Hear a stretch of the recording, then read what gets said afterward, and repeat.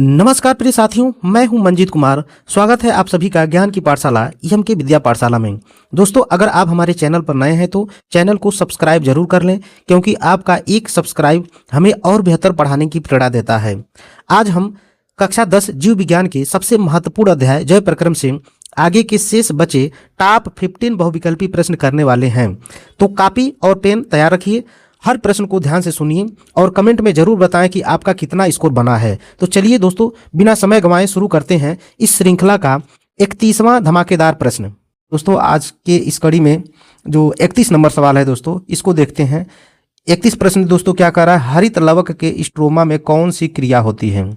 तो दोस्तों, वहां पर पिछले प्रश्न में हम लोगों ने देखा था कि हरित लवक के जो है ग्रेनम वाले भाग में जो है कौन सा प्रकाशीय अभिक्रिया होती है और स्ट्रोमा वाले भाग में अप्रकाशीय अभिक्रिया। तो यहाँ पर दोस्तों देखिए, ये ऑप्शन दिया है, क्या जो है प्रकाश अभिक्रिया होगी, क्या अप्रकाशीय अभिक्रिया होगी, क्या जो है ये वो अभी दोनों सही हैं, इनमें से कोई नहीं। तो दोस्तों आप लोग यहाँ पर बता सकते हैं आसानी से कि जब स्ट्रोमा कह दे दोस्तों तो अप्रकाशीय अभिक्रिया होगी, और जब जो है ग्रेना बोल दे दोस्तों तो प्रकाशीय अभिक्रिया होगी। तो ऑप्शन नंबर आप लोगों का बी सही हो जाएगा दोस्तों। अगला देखते हैं दोस्तों, अगला प्रश्न कह रहा है कि रक्त का लाल रंग किस पदार्थ की उपस्थिति के कारण होता है। तो दोस्तों, क्या हीम के कारण होता है, क्या न्यूक्लिक अम्ल के कारण होता है, क्या विटामिन सी के कारण होता है, क्या पोटेशियम के कारण होता है। तो दोस्तों यहाँ पर अगर बी की बात करें दोस्तों, ऑप्शन नंबर बी न्यूक्लिक अम्ल जो दिया है यह डीएनए आरएनए से होता है, इसमें कोई प्रकार का रंग नहीं जो है बनता है। आगे देखें दोस्तों, जो विटामिन ये जो सी दिया है इसका कोई भी रंग से संबंध नहीं होता है, और ये जो पोटेशियम दिया है यह एक खनिज होता है दोस्तों। तो इसलिए दोस्तों आप लोगों का जो हीम है ये जो है आप लोगों का ऑप्शन सही हो जाएगा, क्योंकि जो है हीमोग्लोबिन आप लोगों को अगर कह दें कि दोस्तों रक्त का लाल रंग किसके उपस्थिति के कारण होता है, तो हीमोग्लोबिन का कारण होता है, और हीमोग्लोबिन का एक हिस्सा होता है हीम। तो हीम आप लोगों का सही हो जाएगा दोस्तों। आगे बढ़ते हैं, अगला प्रश्न देखते हैं। 33 नंबर प्रश्न क्या कह रहा है, रुधिर के कितने समूह होते हैं, यानी रुधिर को कितने वर्गों में दोस्तों बांटा गया है। तो क्या 6 वर्गों में बांटा गया है, क्या 2 वर्गों में, क्या 4 वर्गों में, क्या 8 वर्गों में। तो दोस्तों इसमें आप लोग ये जान लीजिए कि मनुष्य में 4 प्रकार के रक्त समूह होते हैं, ए बी और ओ। तो इसलिए दोस्तों आप लोगों का जो है कौन सा ऑप्शन सही हो जाएगा, ये सी ऑप्शन सही हो जाएगा। 4 प्रकार के होते हैं दोस्तों। आगे बढ़ते हैं और 34 नंबर प्रश्न देखते हैं दोस्तों। 34 नंबर प्रश्न क्या कह रहा है कि गर्मियों के दिनों में किस कारण दोपहर में पौधे मुरझा जाते हैं। तो वाष्पोत्सर्जन की कमी के कारण। दोस्तों वाष्पोत्सर्जन कमी होगा तो जो है जल से पानी का जो है त्याग नहीं होगा, तो पौधे क्यों मुरझाएंगे। वाष्पोत्सर्जन की अधिकता के कारण। दोस्तों वाष्पोत्सर्जन की अधिकता जब होगी तो पानी की पौधों में कमी हो जाएगी, और यही रीजन होता है कि पौधे मुरझा जाते हैं। सी ऑप्शन दिया है प्रकाश संश्लेषण की कमी के कारण। तो दोस्तों प्रकाश संश्लेषण की कमी होगी तो इससे कोई मतलब नहीं है, प्रकाश संश्लेषण की अधिकता है तो इससे भी कोई मतलब नहीं है। सब सर्वाधिक जो है ये सही हो जाएगा दोस्तों, ऑप्शन नंबर बी वाष्पोत्सर्जन की अधिकता के कारण। इसी क्रिया में दोस्तों पानी ज्यादा मात्रा में क्या करेगी, यह बाहर जो है वेपोराइज करेगी, और इस वजह से इस पौधों में पानी की कमी हो जाती है और पौधे मुरझाने लगते हैं। अगला प्रश्न दोस्तों है आप लोगों का 35 नंबर, कह रहा है कि जठर रस स्रावित होता है। जठर माने दोस्तों होता है पेट। ये जो है दूसरा प्रश्न ऐसे करके दिया है कि जठर रस स्रावित करने वाली जठर ग्रंथियां पाई जाती हैं, यानी जठर ग्रंथियां कहाँ पाई जाएंगी। तो क्या अग्न्याशय में पाई जाएंगी, क्या पित्ताशय में पाई जाएंगी, क्या अमाशय में पाई जाएंगी, क्या यकृत में पाई जाएंगी। तो दोस्तों एक बात जान लीजिए कि जठर माने होता है पेट या स्टमक या अमाशय होता है, और ये बात जो है किसी तरह से घुमा के पूछ सकता है, इसलिए आप लोग जो हमेशा याद रखिएगा ये ऑप्शन नंबर आप लोगों का दोस्तों क्या हो जाएगा, ये अमाशय की दीवार से जो है ये जुड़ा होता है, और यहाँ से जो है जठर रस का स्राव होता है। अगला प्रश्न है दोस्तों 36, और 36 प्रश्न में दोस्तों क्या कह रहा है, यहां पर बोल रहा है कि वह कौन सी शिरा है जिसमें शुद्ध रक्त प्रवाहित होता है। कौन सी शिरा है जिसमें शुद्ध रक्त प्रवाहित होता है। तो दोस्तों आप लोग याद रखिए, क्या पल्मोनरी शिरा है, क्या ग्रीवा शिरा है, क्या पोर्टल शिरा है, क्या आप लोगों का पश्च महाशिरा है। तो यहां पर दोस्तों आप लोग ये जान लीजिएगा कि जो हृदय होता है, यहाँ पर कहा है ना कि शिरा शुद्ध रक्त जो है प्रवाहित करता है। तो जनरली हम लोग जो दोस्तों जानते हैं जो शिराएं होती हैं इनमें अशुद्ध रक्त बहता है, लेकिन जब बात आ जाए पल्मोनरी शिरा की, तो पल्मोनरी शिरा दोस्तों जो है ये आप लोगों का फेफड़े से शुद्ध रक्त को हृदय में लेके आती है। इसलिए इसमें क्योंकि फेफड़े में ब्लड जाता है तो वहाँ शुद्ध होता है, ऑक्सीजन युक्त होता है, और वो जो है फिर हृदय में आता है, इसलिए पल्मोनरी सीरा कहते हैं दोस्तों। तो आप लोगों का जो है क्या हो जाएगा, शुद्ध रक्त होगा। लेकिन यहीं पर पल्मोनरी धमनी कहता, तब जो है दोस्तों क्या हो जाता है, उसमें अशुद्ध रक्त होता है, क्योंकि वह हृदय में एकत्रित जो अशुद्ध रक्त होता है इनको फेफड़े में शुद्ध करने के लिए ले जाता है। इसलिए ऑप्शन नंबर दोस्तों कौन सा सही हो जाएगा, ये ऑप्शन नंबर आप लोगों का ए नंबर सही हो जाएगा। आगे बढ़ते हैं और अगला प्रश्न देखते हैं दोस्तों। अगला 37 नंबर प्रश्न क्या कह रहा है, 37 नंबर प्रश्न कह रहा है मनुष्य में दूध ग्रंथियां किसकी रूपांतरित रचना है। जो दूध ग्रंथियां हैं दोस्तों ये किसकी रूपांतरित रचना है। तो दोस्तों यहाँ पर क्या यह त्वचा ग्रंथियां हैं, क्या यह श्वेत ग्रंथियां हैं, क्या यह लार ग्रंथियां हैं, क्या यह जठर ग्रंथियां हैं। तो दोस्तों यहाँ पर देखें कि जो ये श्वेत ग्रंथियां जो दिया गया है ये पसीने को निकालता है दोस्तों। ये जो लार ग्रंथियां होती हैं दोस्तों ये मुंह में पाई जाती हैं, और जो आप लोगों का यह जठर ग्रंथियां होती हैं ये जो पेट में पाई जाती हैं दोस्तों। तो इसलिए ये तीनों नहीं सही होगा। तो ऑप्शन नंबर बच रहा है दोस्तों ये जो त्वचा ग्रंथियां होती है ये जो है दूध ग्रंथियां का निर्माण करती हैं दोस्तों। आगे बढ़ते हैं और अगला प्रश्न देखते हैं। 38 नंबर प्रश्न क्या कह रहा है कि क्लोरोप्लास्ट के ग्रेना में बनता है। क्लोरोप्लास्ट के ग्रेना में बनता है। तो दोस्तों क्या यह एटीपी तथा NAD.2H या एटीपी तथा ग्लूकोज या एटीपी तथा NADP.2H या ये सभी। तो दोस्तों आप लोगों का ये जो ऑप्शन नंबर सी दिया है ना ये सही हो जाएगा, एटीपी तथा NADP.2H हो जाएगा। आगे बढ़ते हैं दोस्तों। 39 नंबर प्रश्न क्या कह रहा है दोस्तों, यहाँ पर बोल रहा है कि मनुष्य में दूध के दांतों की संख्या कितनी होती है। दोस्तों इस प्रश्न को ऐसे भी पूछता है कि मनुष्य में अस्थायी दांतों की संख्या कितनी होती है। तो दोस्तों अगर बात करें इसमें क्या 20 होगी, क्या 24 होगी, क्या 28 होगी, क्या 32 होगी। तो कुल दांतों की संख्या दोस्तों ये 32 होती है। अब बात करें दोस्तों ये जो 28 जो दिया हुआ है यह जो है अस्थाई दांतों के करीब होता है दोस्तों, तो इसलिए ये नहीं सही होगा। तो आप लोगों का जो है ये 20 ऑप्शन जो दिया है, कभी भी दोस्तों आ जाए कि अस्थाई या दूध के दांतों की संख्या कितनी, तो 20 होती है दोस्तों।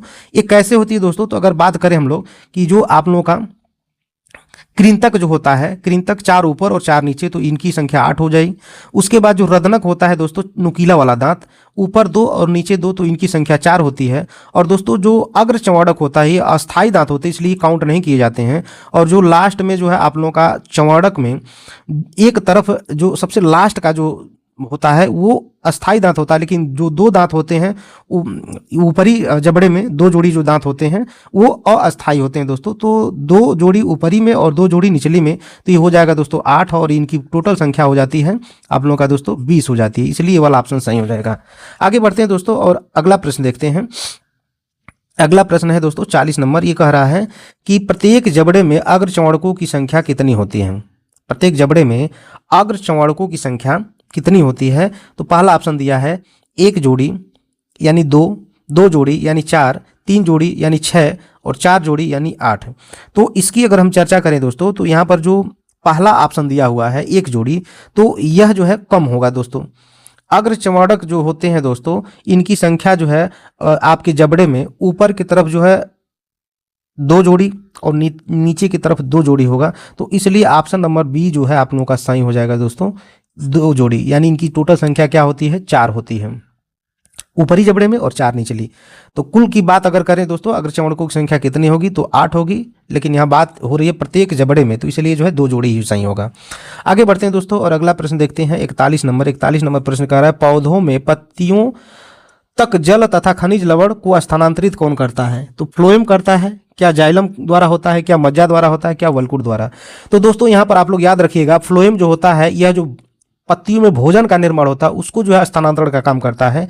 और जो है मज्जा जो है ये तो पौधे के बीच वाले भाग होते हैं, तो इसलिए दोस्तों यहाँ पर जो जाइलम होता है ये ऑप्शन सही हो जाएगा।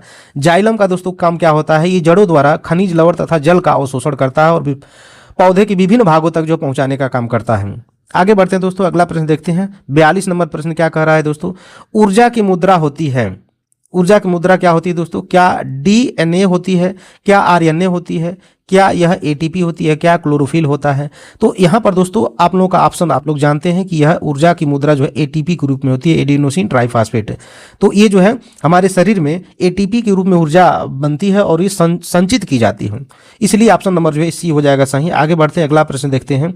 अगला 43 नंबर प्रश्न कह रहा है मनुष्य में ग्रास नली की लंबाई होती है। मनुष्य में ग्रास नली की लंबाई की यहाँ पर चर्चा हो रही है दोस्तों। तो आप लोग याद रखिएगा कि यह जो है क्या पहला ऑप्शन देखिए दोस्तों क्या दिया है, क्या यह 5.8 सेंटीमीटर होता है, क्या है 25 से 30 सेंटीमीटर होता है, क्या ये 1.5 मीटर का होता है, क्या यह 15 फीट का होता है। तो ऐसा कुछ भी नहीं है दोस्तों। यहाँ पर हम ध्यान दें तो ये जो 5.8 सेंटीमीटर ये बहुत छोटी हो जाएगी। उसके बाद जो है ये 1.5 मीटर जो लंबी की बात करा है तो ये जो है बहुत बड़ा हो जाएगा, ये बड़ी आंत का जो है लगभग लंबाई होती है। और उसके बाद जो है 15 फीट, तो ये भी नहीं सही होगा दोस्तों। ये आप लोगों का अगर देखें तो मानव ग्रास नली औसतन लगभग जो 25 से 30 सेंटीमीटर की होती है, इसलिए ऑप्शन आप लोगों का कौन सा सही हो जाएगा, ये बी नंबर ऑप्शन आपका सही हो जाएगा। आगे बढ़ते हैं दोस्तों और अगला प्रश्न देखते हैं। अगला प्रश्न क्या है दोस्तों, यहाँ पर 44 नंबर प्रश्न कह रहा है कि लसिका में नहीं पाए जाते, लसिका में नहीं पाए जाते। तो लसिका में क्या क्या चीजें नहीं पाई जाएंगी दोस्तों। यहाँ पर जो है कह रहा है कि लाल रुधिराणु, लिम्फोसाइट्स, क्या श्वेत रक्ताणु, या यहाँ पर उत्सर्जी पदार्थ। तो अगर बात करें दोस्तों यहाँ पर जो बी नंबर ऑप्शन है लिम्फोसाइट्स, तो ये लसिका का मुख्य भाग नहीं होता है। नहीं दोस्तों, ये लसिका का मुख्य भाग होता है लिम्फोसाइट्स। उसके बाद श्वेत रक्ताणु की बात करें तो ये इसमें मौजूद रहता है लसिका में। और ये उत्सर्जी पदार्थों में अगर बात करें तो ये थोड़ी मात्रा में उत्सर्जी पदार्थ भी होते हैं लसिका में, लेकिन जो है ये कौन सा नहीं होता है ये प्रश्न कहा है दोस्तों। तो ये लाल रक्ताणु में जो है लसिका लाल रक्ताणु लसिका में नहीं उपस्थित होता है। तो ऑप्शन नंबर दोस्तों कौन सा सही हो जाएगा, ए नंबर ऑप्शन सही हो जाएगा। आगे बढ़ते हैं और अगला प्रश्न देखते हैं दोस्तों 45 नंबर, और आज के इस वीडियो का ये लास्ट प्रश्न होगा दोस्तों। दोस्तों यहाँ पर देखें कि केवल जल में घुलनशील होता है।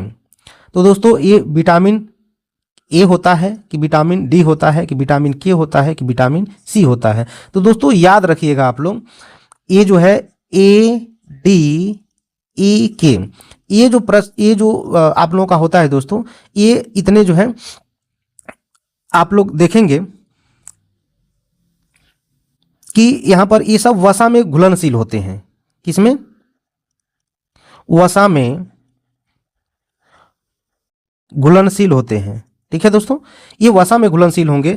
लेकिन बात अगर करें किसकी जो है सी की, तो सी जो वसा में घुलनशील नहीं होता है। तो इसलिए ऑप्शन नंबर आप लोगों का कौन सा जो है डी नंबर सही हो जाएगा। ये याद रखिएगा दोस्तों, ए डी ई के ये वसा में घुलनशील होता है, बाकी जितने हैं ये सब जो है जल में घुलनशील होते हैं। तो ये जो है ऑप्शन आप लोगों का डी सही हो जाएगा। तो प्रिय साथियों, ये थे आज के महत्वपूर्ण प्रश्न। मुझे विश्वास है कि अगर आप रोज इसी तरह मेहनत करते रहें तो बोर्ड परीक्षा में अच्छे अंक जरूर आएंगे। वीडियो अच्छा लगा हो तो लाइक जरूर करें और अपने दोस्तों के साथ शेयर करना न भूलें।